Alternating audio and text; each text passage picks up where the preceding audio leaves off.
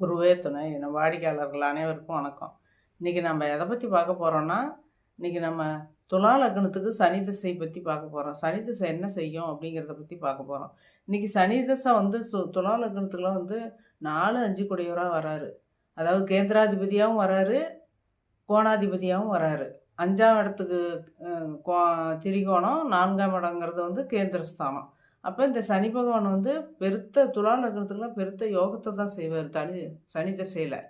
அந்த யோகம் எப்படி செய்வார், என்னென்ன செய்வார்னா, சுகபோகஸ்தானம் 4ஆம் இடம்.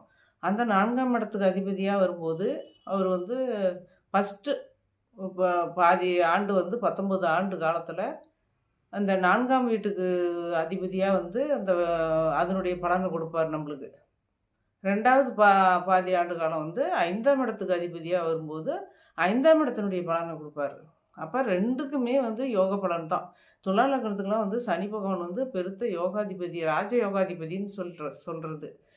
இவர் வந்து தன் தசையை நடத்தும்போது அவர் வந்து அந்த தசை முடியறதுக்குள்ளே ஒரு குழந்தைக்கு, ஒரு மனிதனுக்கு என்ன தேவையோ, தொழில் செய்கிற வயசில் இருந்தால் தொழிலை கொடுத்துருவார். ஏன்னா அவர் தொழில்காரகனுக்கும் வராரு, ஆயுள்காரகனாகவும் வராரு. அப்போ தொழிலே கொடுத்துருவாரு, ஆயிலை விருத்தி பண்ணி விடுவார். அந்த தசை முடியறதுக்குள்ளே அந்த குழந்தைக்கு என்னென்ன அழியாத சொத்துக்கள் அனைத்து சுகபோகங்களும் கொடுத்துருவார். அழியாத சொத்துக்கள், வண்டி வாகனம், மற்ற என்ன அழியாத சொத்துக்கள் நம்மளுக்கு மனுஷனுக்கு வீடு, வாசல், நிலப்பலன் எல்லாத்தையும் கொடுத்துருவார். அப்படி கொடுத்து சுகபோகத்தை கொடுத்துருவார். ஏன்னா துலா லக்னத்துக்கு வந்து லக்னாதிபதியாக வர்றவர் சுக்கிர பகவான். இந்த சுக்கிரனுக்கும் வந்து இந்த சனி பகவான் வந்து நட்பு நிலையில் இருக்கிறாரு.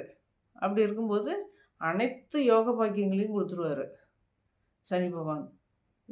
ஒவ்வொரு வீடுகள்லேயும், இந்த 12 வீடுகளிலையும் சனி பகவான் இருந்தால் என்ன பண்ணுவார், என்ன செய்யும் அப்படிங்கிறத பற்றி நான் பார்க்க போகிறோம்.